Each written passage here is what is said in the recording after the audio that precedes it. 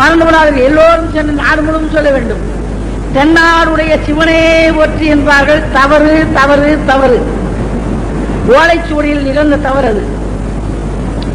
தென்னாடுடைய சீவனே போற்றி என்று சொல்ல வேண்டும்.